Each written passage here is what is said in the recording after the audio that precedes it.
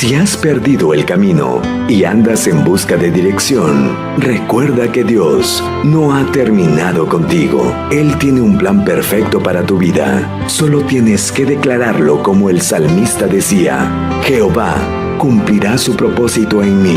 Tu misericordia, oh Jehová, es para siempre. No desampares la obra de tus manos. Salmo, capítulo 138, versículo 8. Bueno, gloria a Dios. Gloria al nombre de Jesús. Bienvenidos una vez más, hermanos. Estamos aquí ya reunidos para, escuchar la palabra de Dios. Saludando a nuestros hermanos. Una vez más aquí, que están conectados, esperando el momento de que Dios nos hable. Gloria a su nombre. Qué bendición. Vamos a comenzar entonces dándole gracias a nuestro Creador por su misericordia, por su amor, por su gracia. Y quiero, hermanos, en esta tarde hablar algo de que creo que en otra ocasión lo han escuchado, pero que es importante volverlo a recalcar. ¿Qué fue lo que el Señor Jesús escribió en el suelo cuando la mujer adúltera estaba por ser apedreada? Todos conocemos la historia de esta mujer. Y nos damos cuenta, hermanos, de que en el Evangelio de según San Juan, leyendo el capítulo número 8, encontramos esta historia donde dice que el Señor Jesús se fue al monte de los olivos, pero que en la mañana Él regresó al templo. Todo el pueblo vino a Él para escucharlo como Él les enseñaba. Entonces dice que los escribas y los fariseos le trajeron una mujer que dice que fue sorprendida en adulterio, y no bastándole eso, la pusieron en medio. Y le hicieron esta pregunta: maestro, esta mujer ha sido sorprendida en el acto mismo de adulterio. Y note usted ellos primero lo que dicen. De acuerdo a la ley, dice él, en la ley nos mandó Moisés a apedrear a tales mujeres. ¿Tú qué dices? Note, ¿por qué no lo llevaron? ¿Por qué no la llevaron al templo donde los sacerdotes, los encargados, sino que la llevaron donde el Señor Jesús? Pero el verso 6 dice que lo que estaban tratando ellos de tentarlo, entonces buscar la manera de poder acusarlo.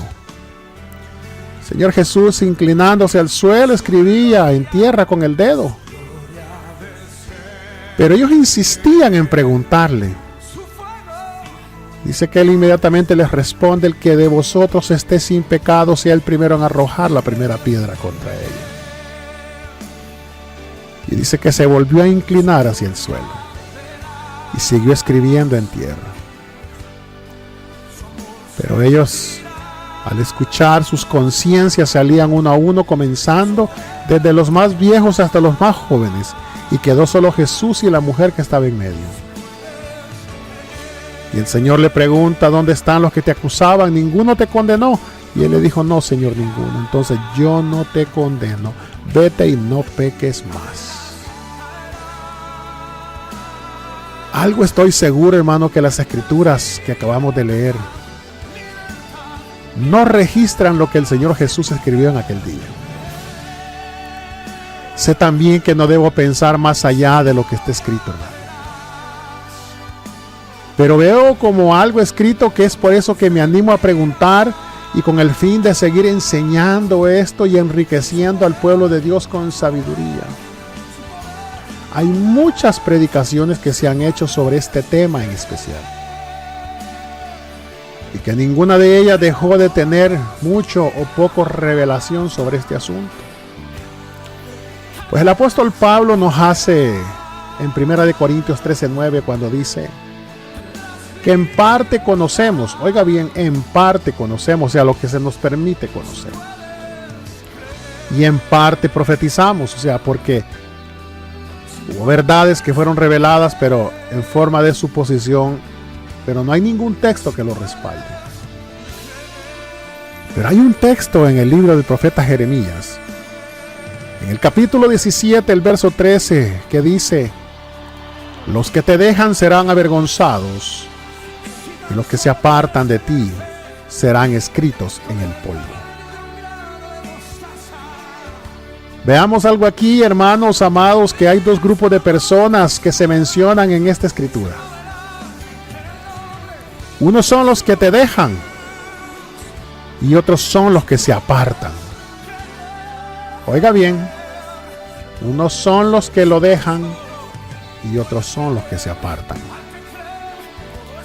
El profeta está afirmando en esa escritura, hermanos, que los que lo dejan serán avergonzados y los que se apartan serán escritos en el polvo. Los que habían dejado al Señor son los religiosos, hermanos, que venían trayendo a la mujer adúltera. Ellos habían dejado realmente la verdadera ley por causa de sus tradiciones. Mateo 23:23 y Lucas 11:42 dice que ellos diezmaban según la ley, y Jesús les dice que lo sigan haciendo. Pero les hace énfasis y les recuerda diciéndoles que ellos habían dejado la justicia. Porque si fueron ambos los que habían sido encontrados en adulterio, la pregunta aquí es: ¿dónde estaba el hombre? Habían dejado la misericordia, pues 2 Corintios 3:6 dice que la letra mata, pero el espíritu da vida. Según la ley, merecía ser muerta. Pero el espíritu de la ley, que es la misericordia, le daba a ella una nueva oportunidad, y esos religiosos una oportunidad de arrepentirse. Vea usted el título: ve y no peques más.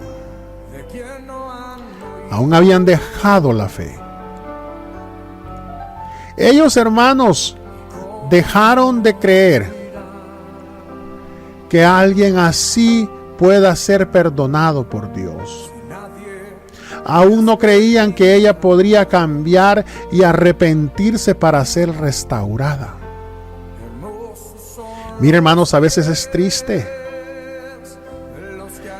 Y uno pasa por situaciones, hermano, en las iglesias, en el diario vivir, donde uno les habla del evangelio y parece que las personas no entienden o no quieren.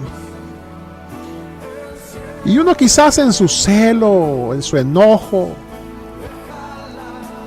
quiere hacerlos entender a la primera vez. Y como no logran entender, hermanos, se enoja uno con ellos y los hace a un lado. Pero qué grande es la misericordia de nuestro Cristo Jesús. Hermano, el que cambia es el Espíritu Santo. El que redarguye es el Espíritu Santo, que toca los corazones y empieza a hacer la obra en cada persona. Es el Espíritu de Dios, el que pone la convicción, el que pone la tristeza según el arrepentimiento. Es el Espíritu de Dios. El que pone el sentir, así como el querer y el hacer, es el Espíritu de Dios. Nosotros, hermanos, perdemos la paciencia sin darnos cuenta, hermanos, que grande es nuestro Dios.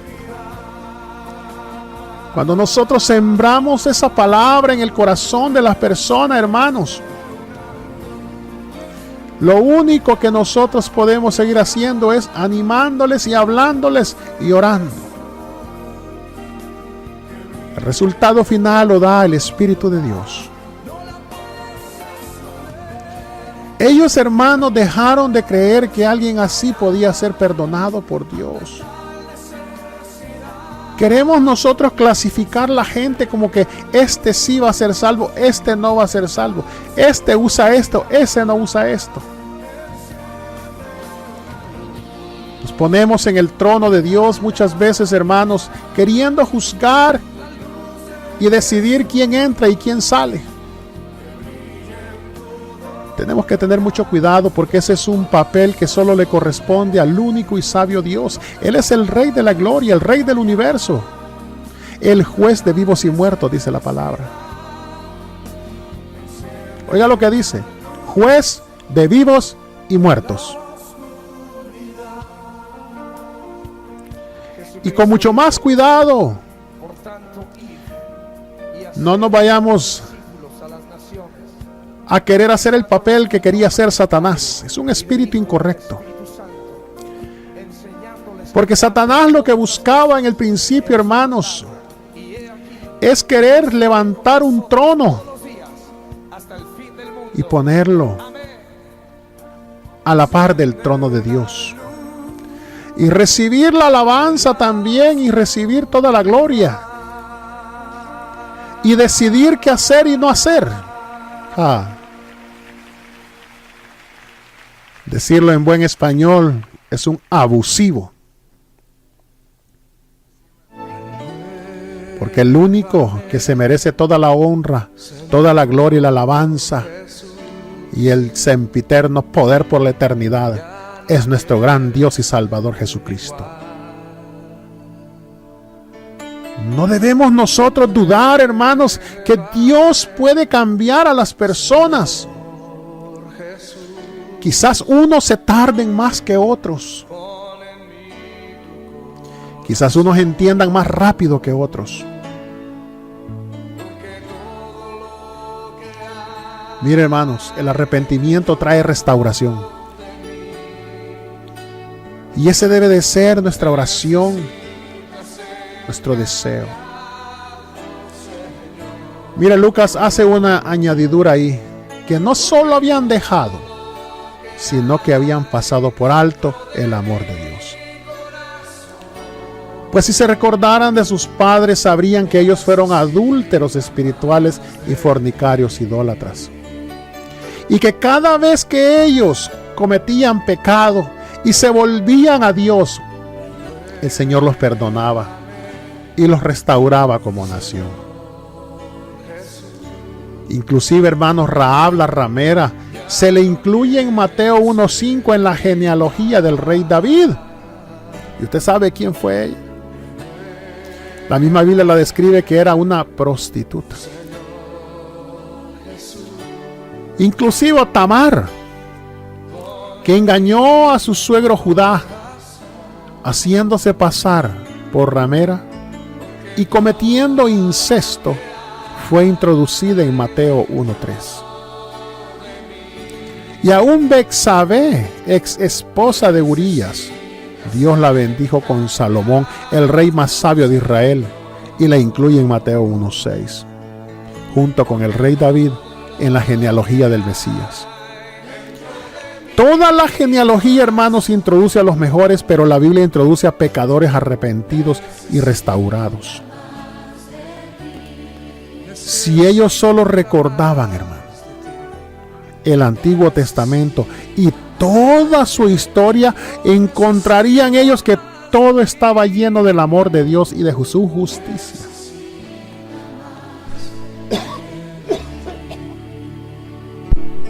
Gloria al nombre de Jesús. Qué bendición. Por eso, hermanos, que al ver dejado toda esa misericordia, esa restauración, ese amor, terminaron avergonzados, como dice Jeremías 17:13. Y tirando las piedras, y se fueron del lugar con una conciencia que los redarguía de pecado. Igual, hermanos, que todos los que se apartan de la ley de los 10 mandamientos, de la ley de Dios, dice la Escritura, hermanos, son escritos en el polvo de la tierra. Note bien. Qué bueno es nuestro Dios, hermanos. Y miren, hermanos, para que luego sean borrados, hermanos, ¿sabe? Tan pronto se arrepientan y decidan enmendar y no volver a pecar. Es importante que recordemos que nuestro Dios puede perdonar cualquier pecado del cual una persona se arrepienta y aún puede restaurarlo. Pero al hombre religioso y natural le cuesta perdonar, olvidar y ayudar que estos sean restaurados.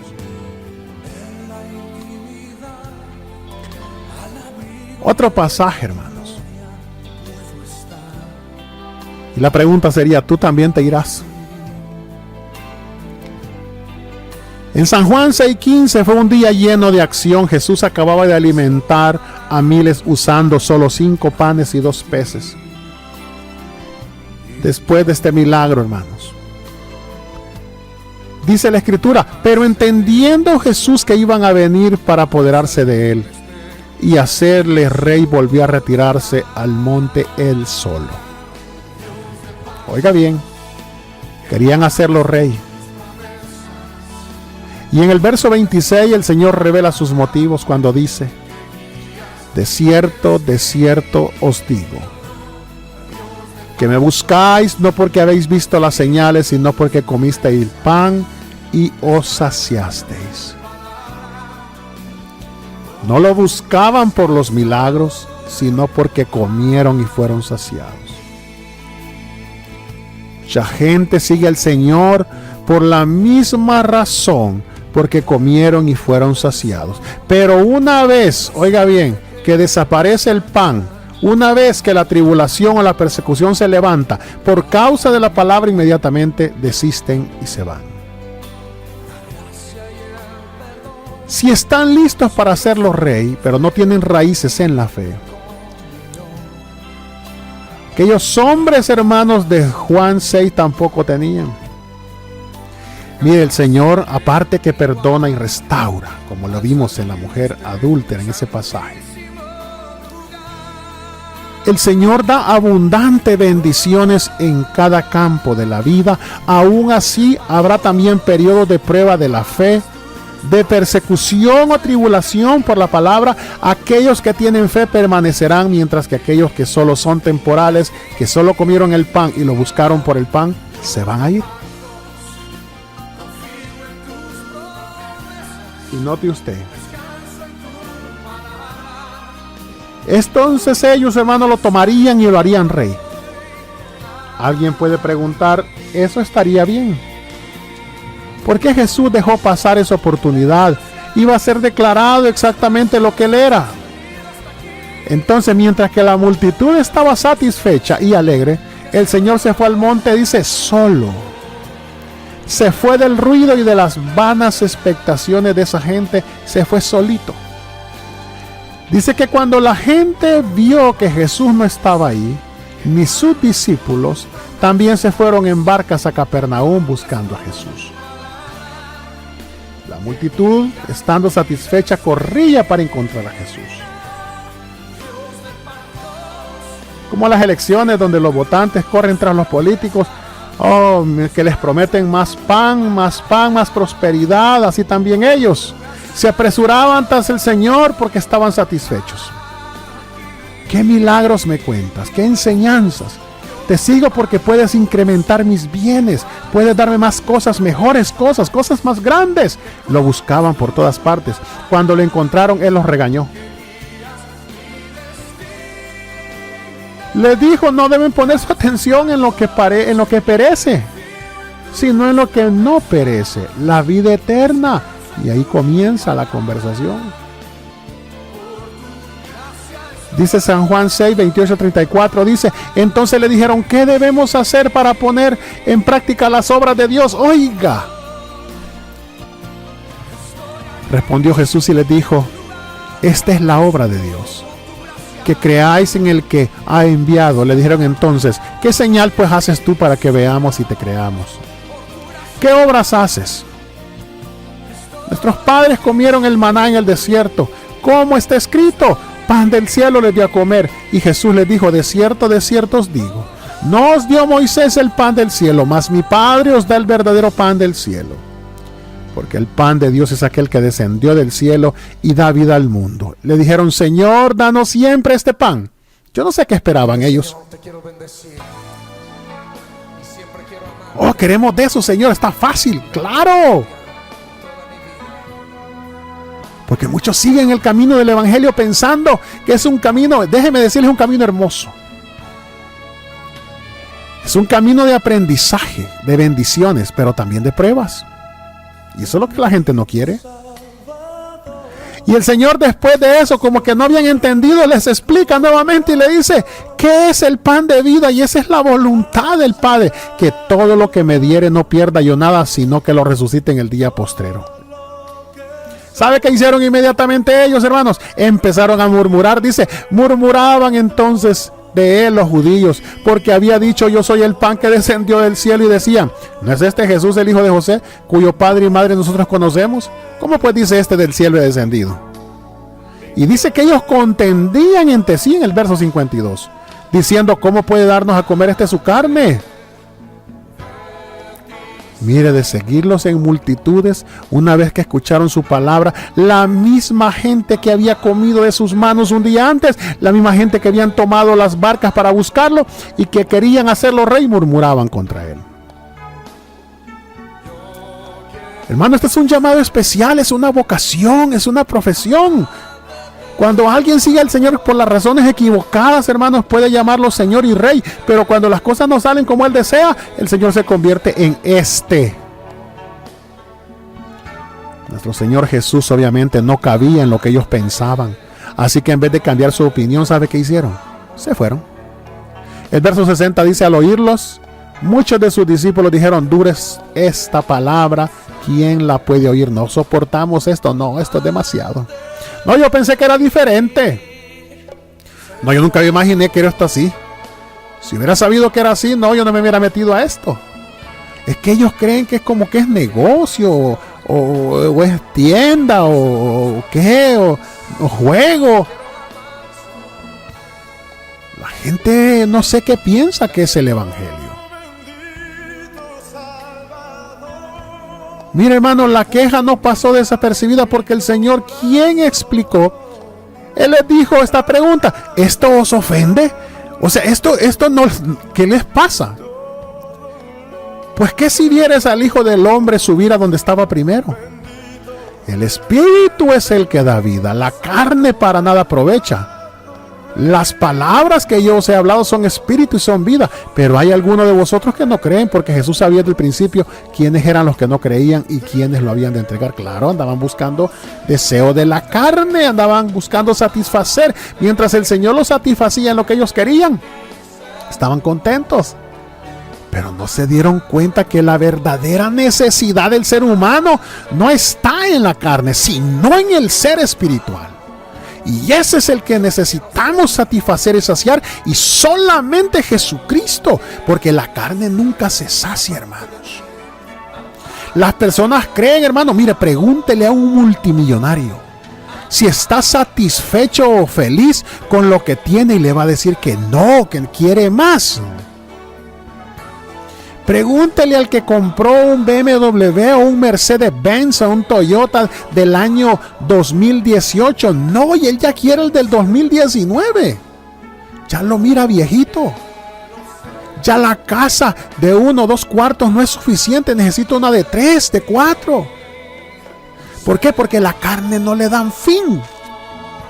Entre más tienen, más quieren. Pero son pasiones, son deleites que al final de todo, hermanos, los llevan a la pudrición y a la muerte. Pero ese ser espiritual, hermano,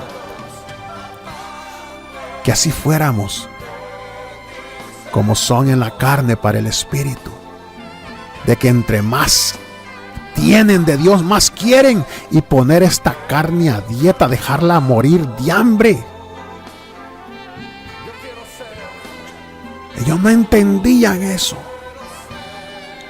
Señor, veía la necesidad en ellos que era espiritual. Necesitaban un pastor, necesitaban un rey, alguien que los saciara. Y ahí estaba, por eso les digo, el Espíritu es el que da vida. Es el único que los puede saciar. Yo les podré dar comida, pero mañana van a volver a tener hambre. Pero el Espíritu de Dios, cuando sacia a una persona y se siente llena del poder de Dios, puedes sentir ese gozo del Espíritu Santo en tu vida. Oh, Rabahaya, Siba, Jacarrobosobo y Siba. Oh, bendito Dios, bendito Dios. Es posible que aunque hayan visto tantos milagros, no creyeron. La fe cualquiera que tenía fue como la de la segunda categoría de la parábola del sembrador. Se apartaron. ¿Cómo era posible que el Señor Jesús dijera cosas tan duras? Ellos murmuraban, como diciendo: vamos, Jesús, di algo más suave. No, este predicador no. Porque ahora, hermanos, no se les puede decir la verdad, porque para ellos es ofensa. No respeta. ¿Qué hombre de Dios no habla con amor? Porque han confundido el amor de Dios y la misericordia con la alcahuetería. La gente quiere que se le diga: tal día va a haber fiesta, tal día va a haber comida, tal día va a haber recepción de bebés, tal día va a haber esto, lo otro, traigan cake, traigan todo para comer. Eso es lo que a la gente le gusta. Pero cuando hay palabra de Dios que está penetrando y está Dios queriendo tratar con la persona y que cambie, dice: no vuelvo a ir a esa iglesia porque ahí ese pastor es un grosero, es un malcriado, no respeta. Y se levantan contra él. Vamos, Jesús, di algo más suave a las multitudes para que puedan aceptar. Así no van a recibir. Y el verso 66 dice: desde entonces muchos de sus discípulos, oiga bien, muchos de sus discípulos volvieron atrás y ya no andaban con él. Los discípulos que hicieron eso, hermanos, no fueron 1 y 2. Poquitos.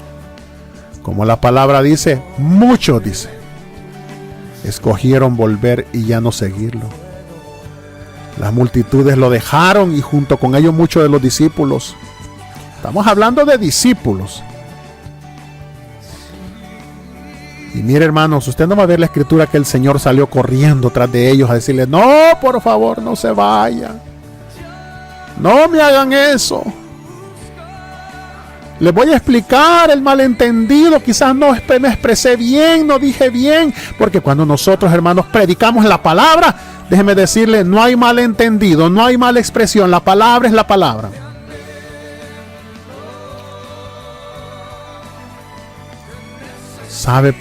¿Sabe que para quedarse con él tienen que tener las razones correctas?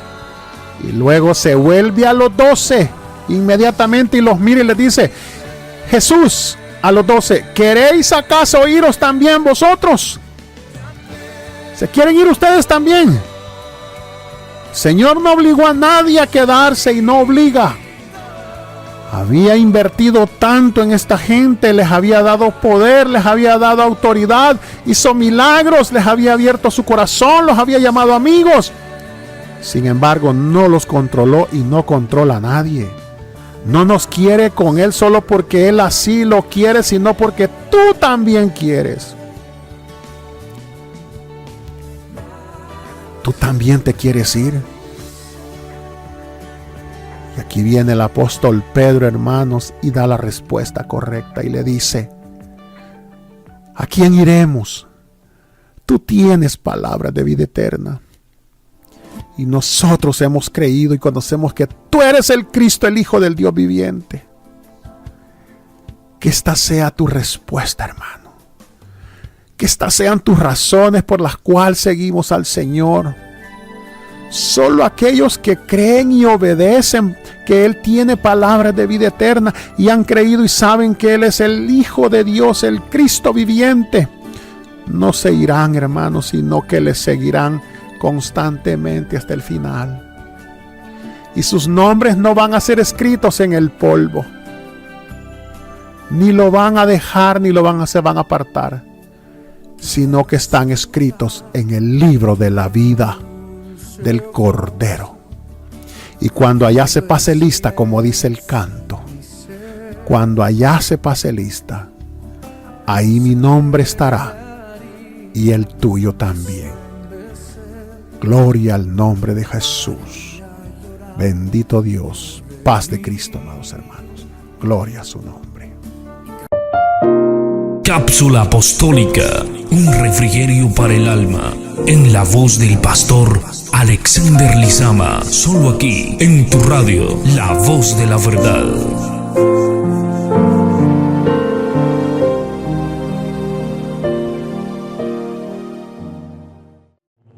Muchas gracias por escucharnos. Esta es La Voz de la Verdad, tu emisora.